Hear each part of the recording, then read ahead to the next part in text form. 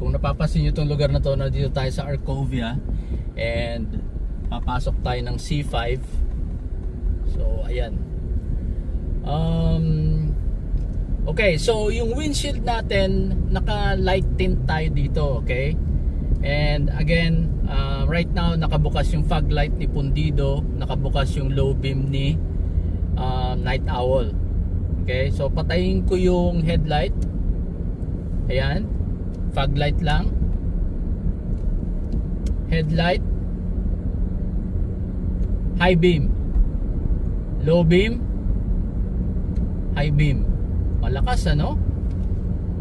Tanggalin ko yung fog light para makita natin kung anong itsura ng Night Owl sa aspalto. Ayan, okay naman din siya, maliwanag din, pero